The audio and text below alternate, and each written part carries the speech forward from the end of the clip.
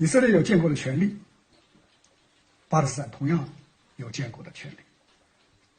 以色列人得到了生存的保障，巴勒斯坦人的生存谁来关心？以色列的民族已经不在世界上颠沛流离，巴勒斯坦民族何时才能重返家园？这个世界存在各种不公，而对巴勒斯坦的不公已经延宕了大半个世纪，承接了几代人的痛苦，不能再继续下去了。This is my video update from Belgrade, Serbia on this Sunday morning, October the 15th. Let's talk about some news, and let's start things off with the election results in New Zealand. This is from the Epoch Times. Conservatives surge to power in New Zealand election. Labour government loses half its seats in bloodbath election loss. So the Labour Party, of course, was at one time being led by Jacinda Ardern, and then I guess you could say she had her Elensky curse moment. I'm trying to figure out the timeline of when she dropped out of politics. And I wonder if that was, I think that was at the beginning of the special military operation, but I'm not quite sure. Anyway, her Labour Party, they got completely smacked in the elections in New Zealand. I don't know much about the Conservatives. I guess we will see if this is a real change or if it's just going from bad to worse. Anyway, we'll find out. But either way, it looks like the Labour Party in New Zealand has had its Elensky moment. Though I don't think these election results are too connected to the conflict in Ukraine. But we do have election results in Poland today, which are absolutely connected to the conflict in Ukraine. And we'll find out today if Law and Justice will remain in power, though they will probably have to form a coalition. And one of the parties that they'll have to form a coalition with, or possibly with, is a party that is called the Confederation, I believe is their name. And they are a very populist party, very pro-Poland, very anti-immigration, anti-conflict in Ukraine, anti-immigration from Ukraine, and they have been gaining traction over the past few months, and this has forced Law and Justice, the Duda and Morawiecki to change their stance towards Ukraine. Duda used to always be giving these big old bear hugs to the little green man, Elensky. And that changed when the Confederation Party started to really gain traction in polling because of their position towards Project Ukraine. And it has forced the Law and Justice to also ditch Project Ukraine to a certain extent. They've had to moderate and change up their policy towards Project Ukraine, and we'll find out if they can remain in power, or if Donald Tusk's party, which is super pro EU, if they come out on top. Of course, if Donald Tusk and his party come out on top, Poland will probably go full on board with Project Ukraine and Project EU for that matter. So we'll see what happens in Poland today. Anyway, let's now talk about the big news story, which is the conflict, the war in Israel and in Gaza, and the ground operation, which I said yesterday it looked like the ground operation, though delayed, was going to take place in the next 24 to 48 hours. Well, that has now changed. That has changed again. Here's a title from the New York Times. It says, Israeli invasion plans target Gaza City and Hamas leadership. The goal, according to 3 senior officers, is to wipe out the top political and military hierarchy of Hamas, the Palestinian group that controls Gaza. So this article from the New York Times came out yesterday. And everyone was waiting for the big ground operation, and even the Israeli broken glass, even the Israeli military, they came out with a statement yesterday afternoon, and they said that they're ready. Netanyahu visited the front lines. It looked like the ground operation into Gaza was going to begin. And then, evening time here in Belgrade, we started to get reports. One of the reports from the Israeli TV channel 13, it said that there had started to surface doubts.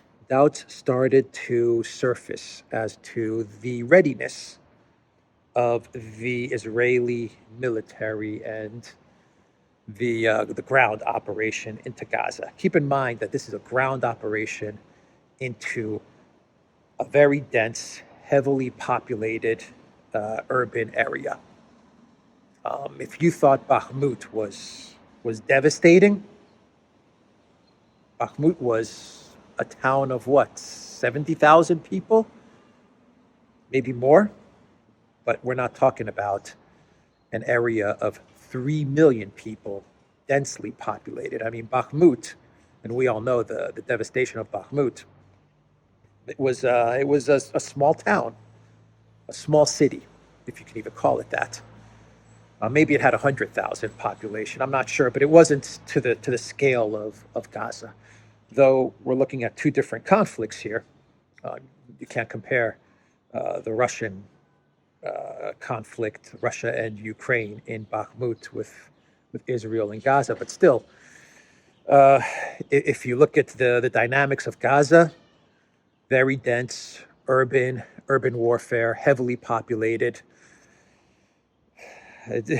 You're looking at quite a catastrophic situation that could possibly unfold for the civilians, for the Israeli military, everyone involved in what would have been a horrific ground operation, a very difficult ground operation. It looks like or at least as the evening went along, it looked like the Israeli military was starting to rethink this ground operation into Gaza. And then we got the reports. First, I believe, from CNN, where they said that it looks like Netanyahu is going to call off, or at least delay, the ground operation for another 2 to 3 days. And the excuse that the CNN was reporting, or the excuse that the Netanyahu administration was using, is that the ground operation had to be called off due to weather, rain and clouds. That is the reasoning for the further delay of the ground operation into the north of Gaza. So that is where we are at the moment.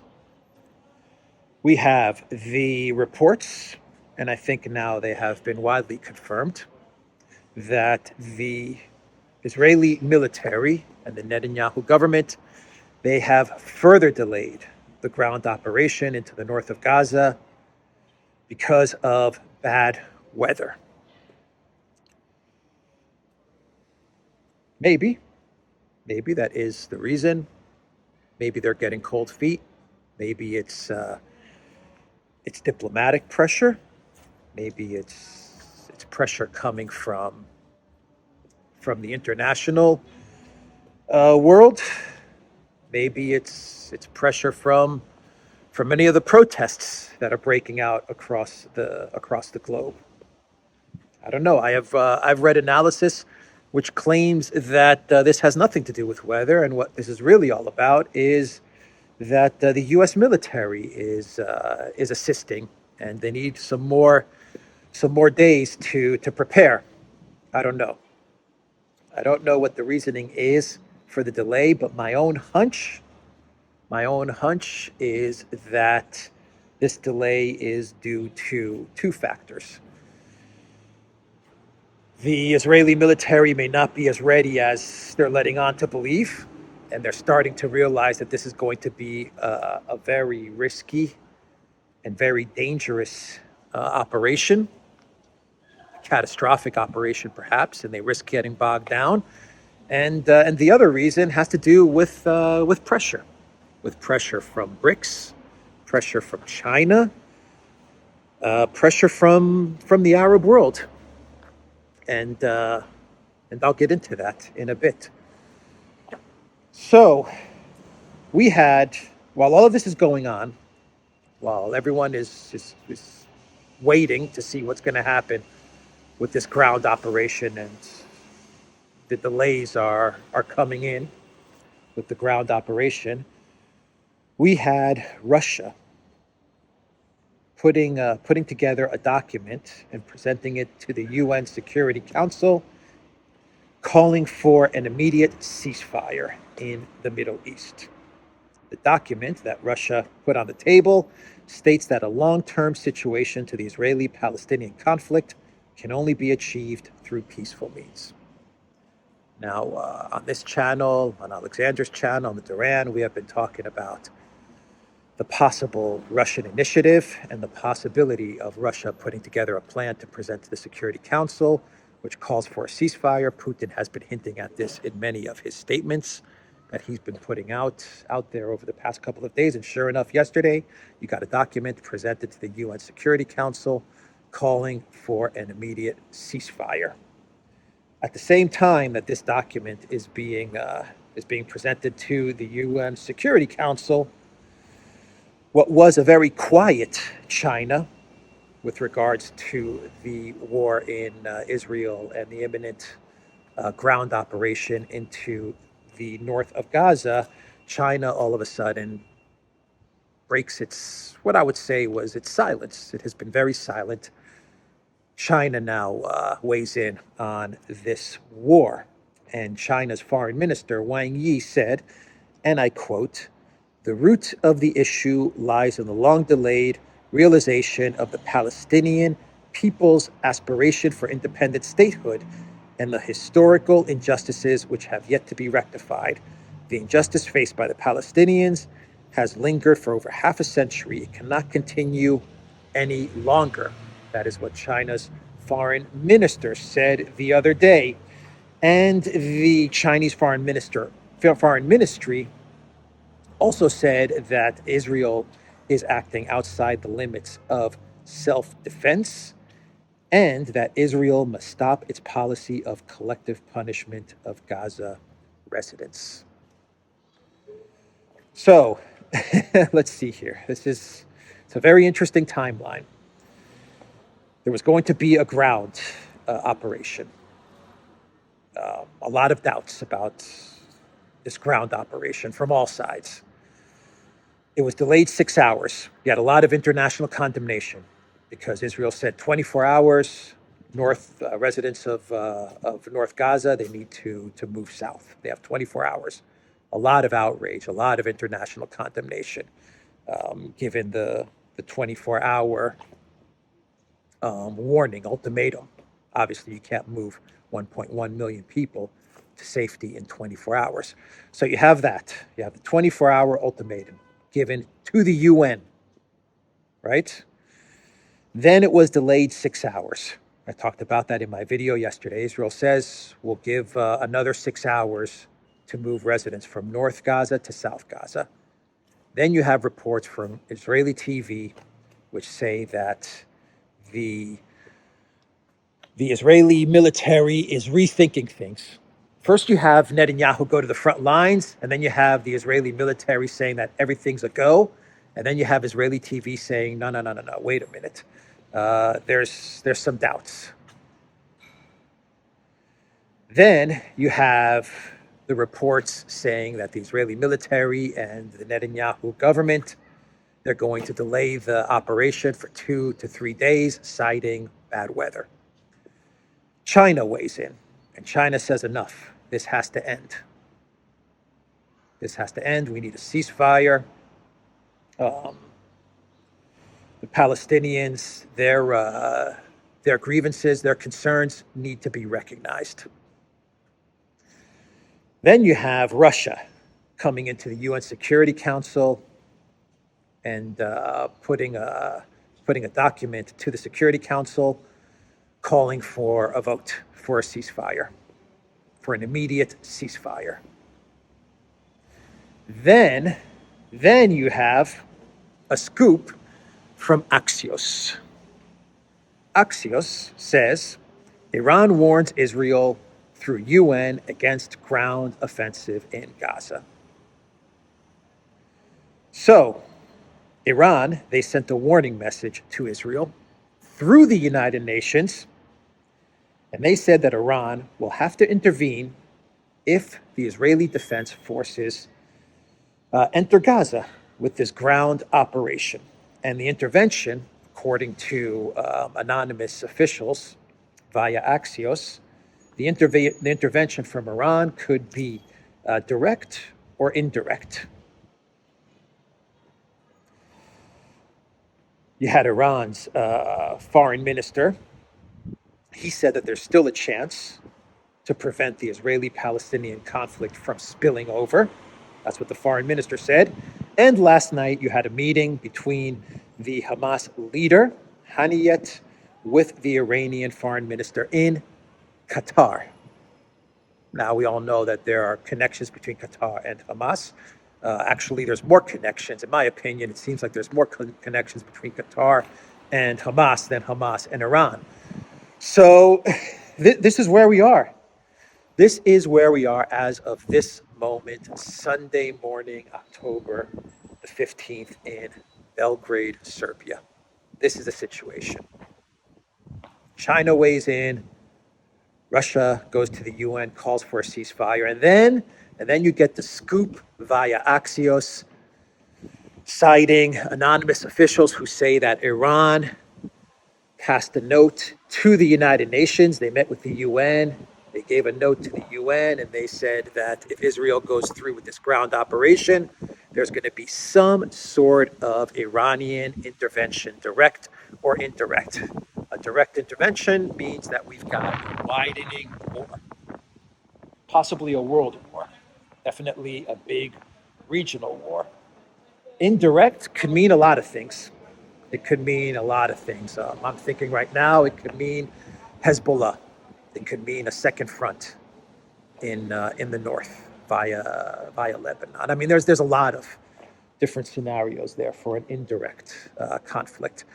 The United States, what they've been doing is that they've sent their military assets to the region, not to try and prevent a conflict from breaking out.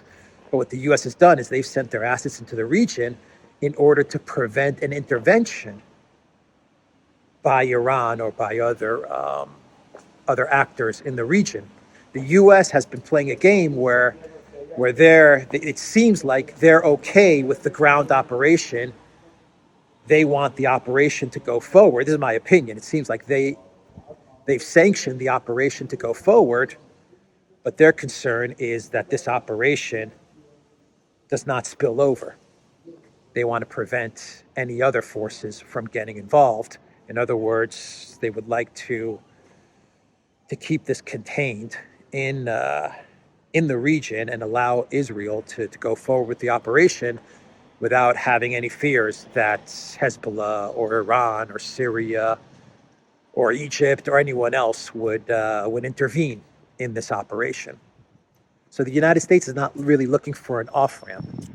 They're just trying to prevent anybody else from getting involved in what would be a very risky, very catastrophic operation into the north of Gaza. So it's not, the U.S. is not playing their hands correctly. They're not doing the right thing, and they're not thinking rationally. The U.S. should have put pressure on Israel to prevent a ground operation and to get to a ceasefire. That's what they should be doing, but that's not what they're doing. So, step in China. In comes China, in comes Russia, and And they're going to work to try and remove the U.S.'s monopoly on the peace process in the Middle East. They're going to take that away from the U.S. and they're going to take over the initiative for finding a solution to this problem, not only in Israel and in Gaza and with the Palestinians, but I believe an overall greater framework and structure for peace in the Middle East. Remember, it was China that managed to broker the peace between the rapprochement between Saudi Arabia and Iran. And so, China's approach is really smart. The way China works things is very smart. They don't act emotionally. They don't jump in right away. They sit back. They give it a couple of days. They take a look at the situation, and then they act. And then they come out with whatever statements they need to come out with. And you know that behind the scenes, in a very quiet way, they're working the diplomatic channels. And that's what I think is going on here. Russia, China, they're in contact with Iran. They're in contact with Saudi Arabia. Keep in mind, Saudi Arabia, Iran, we're now talking about BRICS, BRICS Plus, Egypt, BRICS Plus. And you know that they're in contact with Israel as well. And of course, Russia and China, they're in contact with Turkey also. So there is something going on here. There is something that's starting to unfold. We'll see. We'll see in the next couple of days if the ground operation does go through, and what type of ground operation are we looking at? Is it going to be a massive ground operation that is going to destroy all of North Gaza? Or are we going to look at some sort of an off-ramp ground operation where there is a ground operation, but it's not as massive as we've been led to believe? And in one sense, it gives Netanyahu some political cover, but it also provides the opportunity to, over the next few weeks, to come to some sort of a ceasefire and perhaps to start some sort of mediation. We will find out, I guess, in 1 to 2 to 3 days. So let's shift gears now and talk about a different counteroffensive, and that was the big super duper counteroffensive that Ukraine launched in June. And it is on its 4th plus month, and it has completely failed. No one is even talking about it anymore. No one is even mentioning the big super duper counteroffensive, the big super duper Ukraine counteroffensive. Well, Putin talked about it, and in an interview that he gave to Russia One, a quick interview that he gave to Russia One, Putin said that Ukraine's counteroffensive has completely failed. Russian forces have improved their standing almost everywhere along the front line. Let me give you Putin's quote here. In a short interview released by Russia One channel on Sunday, Putin was asked to comment on recent statements by some Ukrainian officials who acknowledged that their operation was stalling and failing to meet Kiev's schedule. They're talking about the AI android robot known as Budanov. He said the other day that Ukraine's big super duper counteroffensive is off schedule. Whatever that means. It means it's failed. And here's what Putin said, and I quote, "As for the counteroffensive that is allegedly stalling, it has failed completely," Putin said. "Moscow is aware that Kiev is still preparing new active offensive operations. We see that, we know that, and we're reacting to that appropriately. As for what's happening now along the whole length of the contact line, it's called active defense, and our Russian forces are improving their position almost everywhere in this area," Putin said. Active defense. That is what's happening in Avdiivka. That's what's happening in Kupiansk. That's what's happening in Rapotinya and Zaporozhye and the south direction. It's active defense. The collective West media continues to believe that Russia is trying to gain territory. They can't break out of the territory narrative. They're stuck in that territory narrative because that's what they're so obsessed with. They're so obsessed with territory that they project it onto the opponent without realizing that Russia is not, at this moment, is not about territorial gain. As Putin said, active defense. Cauldrons. Cauldrons is what he's talking about. Annihilating the opposing army. That's what Putin is talking about here. But the collective West media, they just can't get past territory, the gaining of territory. It's like this one-dimensional thinking, 1D thought. And just to give you an example of this one-dimensional thinking, here is a title from the Kiev Independent. White House says Russian new offensive in eastern Ukraine hasn't made much progress. You see? It's all about territory. They're thinking that Russia has launched some sort of big super-duper offensive, a big super-duper counteroffensive is what they're thinking. And they're saying, you know what, in this big super-duper Russian offensive, they're not really gaining much territory without realizing that Russia is not about gaining territory at this moment. But anyway, so we've shifted from the Ukraine spring-summer counteroffensive, and now the collective West is saying that Russia has launched their own offensive, a fall-winter Russian super-duper counteroffensive. That's what they're saying. Anyway, the head of the presidential office of Ukraine, Mr. Yermak, he called up Sullivan, and he's pissed off. He's upset with the United States. He's upset with Sullivan. Basically, what he said is that the Russian army is intensifying their military activity. Things are not going well for Ukraine and the Elensky regime, and he wants Sullivan to do something about it. He wants Sullivan to take action. And what does he want from Sullivan, from Jake the Snake? He wants money and weapons. Unfortunately for the Elensky regime and for Yermak and for Ukraine, unfortunately for them, all focus now is on the war in Israel, the ground operation, the possible ground operation in Gaza, and no one's really paying attention to Project Ukraine anymore. No one in the US, no one in the European Union. Well, the European Union is paying attention.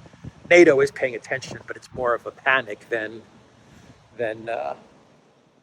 paying attention. They're just panicking because they're afraid that the U.S. is going to drop Project Ukraine and they're going to be left holding the bag. But he's also calling the wrong person. You know, Sullivan's in big trouble. They're really going after Sullivan, the Republicans in Congress, because they blame Sullivan for the surprise attack of Hamas on October 7th in Israel, towards Israel. They blame Sullivan for the intel surprise or for the lack of intel. Sullivan, 2-3 weeks ago, he said all is peaceful, all is good in the Middle East, and everyone's now asking Sullivan, where did you come up with that one, Mr. Foreign Policy Wonder Boy? Because, you know, that was Sullivan. He was the foreign policy wonder boy. And now everyone is looking at Sullivan and they're saying, you told us everything was cool in the Middle East. What happened? So Sullivan is probably not the right person for Ukraine to call at this moment. I imagine Sullivan's like, you know, Mr. Yermak, Mr. Ukraine government official, just don't call me right now. Now is not a good time for you to be asking for weapons and money from me. Now is not a good time. Anyway, the panic continues in Ukraine. We have the report that Elensky has ordered the media to stop talking about corruption. Zelensky gags media on corruption. The Ukrainian president reportedly told journalists not to mention the issue until the end of the Russia-Ukraine conflict. That's right. Don't talk about it, and the problem will go away. Don't talk about it, and it just magically goes away. Corruption goes away if you don't report on it.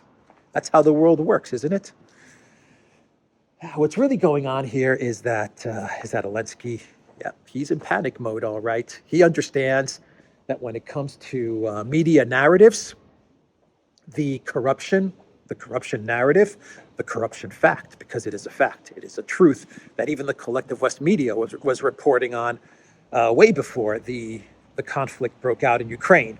The entire collective West media was going on and on about how corrupt Ukraine was and is becoming. I mean, it was nonstop stories about Ukrainian corruption, and then when the SMO started, all of these stories about Ukrainian corruption were kind of disappeared, and then over the past couple of months, they resurfaced again. A lot of Republican senators, for example, Rand Paul, J.D. Vance, they started to talk more and more about Ukraine corruption. Jim Jordan, because the U.S. was giving hundreds of billions of dollars to Ukraine, and you have these Republican senators and members of the House, they started to talk about the Ukrainian corruption, and they're asking, we've given all this money, the big counteroffensive is failing, it's going nowhere. What's going on here? Where's this money going? Is it audited? Do we have any idea where U.S. tax dollars are going? This is the most corrupt country in Europe, if not the world. Why are we sending hundreds and hundreds of millions of dollars to this corrupt regime? So all of this stuff started up over the summer. Most of it is due to the fact that Ukraine's super-duper counteroffensive failed. If that counteroffensive had succeeded, no one would be talking about the money spent. Not Jim Jordan, not Rand Paul, not J.D. Vance, but because the counteroffensive was such a colossal failure, everyone is now asking, we gave 150 billion, 200 billion, 300 billion to Project Ukraine, and we've got nothing. We've achieved nothing. Ukraine has lost 90,000, according to Russian estimates, 90,000 soldiers in the counteroffensive over 4 months, and they gained zero. They got nothing out of it. No territory, no Russian military defeat, no regime change in Russia, nothing. And so Elensky, he understands all of this, and his solution, instead of calling up Putin and capitulating, his solution is to go to the media and to tell them to just stop talking about the corruption. Just stop talking about it. That's his solution.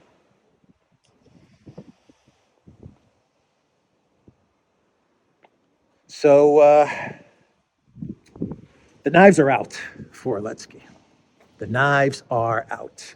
And a couple of days ago, I talked about Arestovich and how the one-time best buddy of Elensky is now just kind of floating around Ukraine, Kiev, Europe. I don't even know where he is. I think he's mostly in Ukraine, though, to be quite honest. And he just floats around and just gives interviews every now and then. And his interviews over the past few months, they've been attacking the Elensky government more and more, criticizing the Elensky government more and more.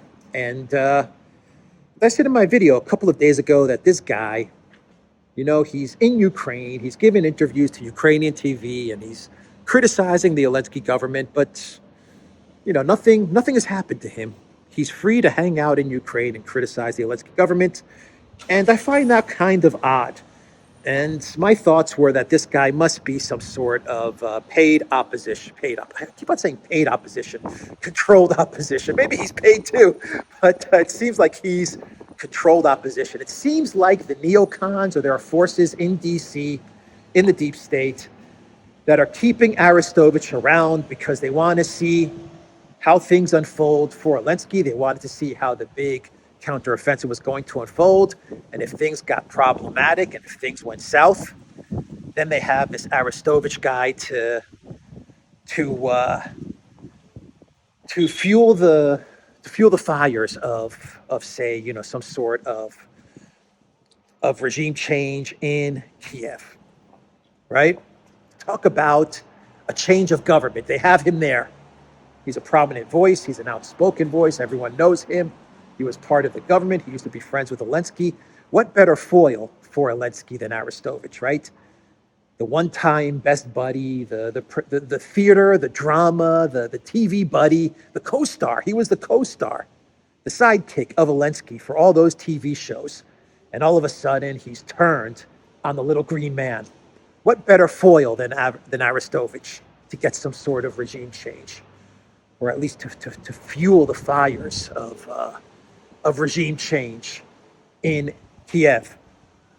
Arestovich is perfect, and so that's why they've kept him around. And sure enough, he said yesterday on a Telegram post that it's time for a new government in Ukraine. Kiev has failed to inflict a strategic defeat on Russia and needs a change of leadership. And he put out there a pretty interesting post on Telegram, and he just talks about how the counteroffensive was a failure. Ukraine's economy is crumbling. Ukraine's military is collapsing. Ukraine's losing support on the international stage. People are not talking about Ukraine anymore. Everyone is focused on the war in Israel with Hamas.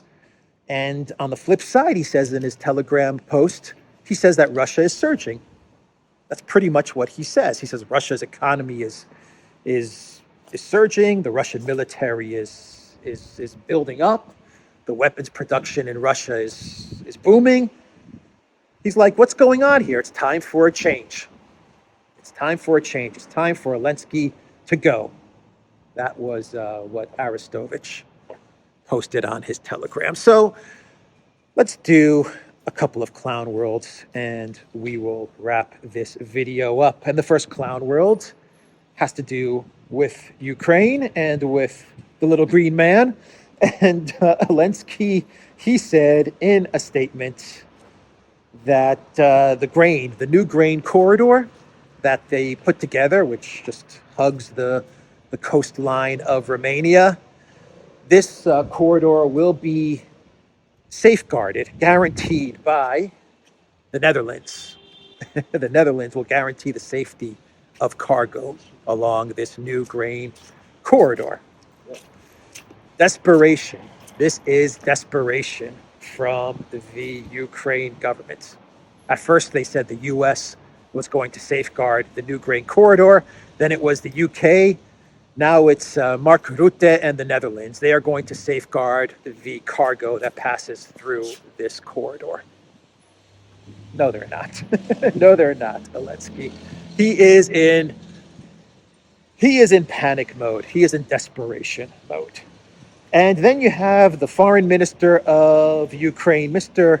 Kuleba, Dmitry Kuleba, and he revealed the other day, now this is really important, this is very important, he revealed the other day that he called up Blinken, and he told Blinken that McDonald's has to reopen in Kiev and throughout Ukraine because McDonald's had closed due to the conflict and for safety concerns.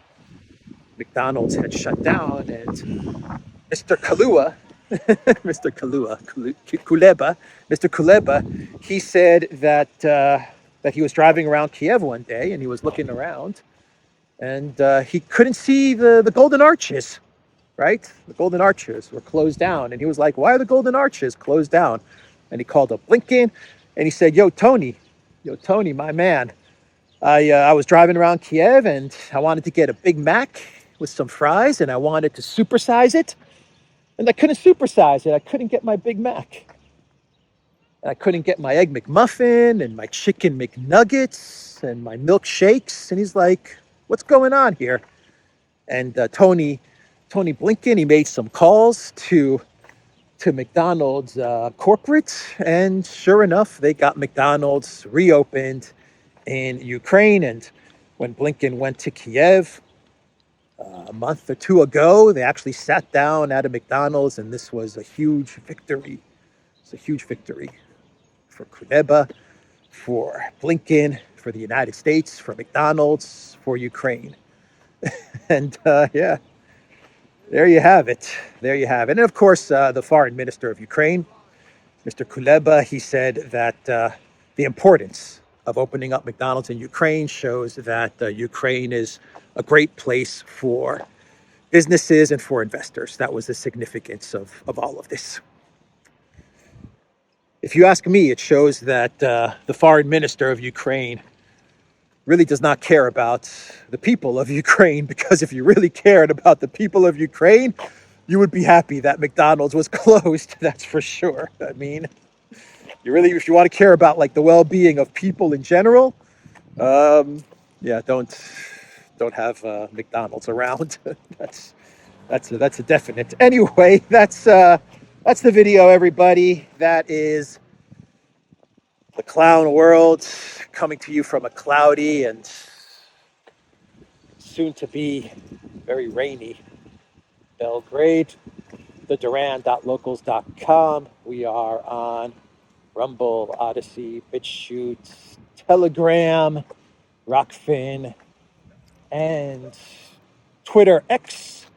And go to the Duran shop, 10% off. No, 20% off. Use the code the Duran 20.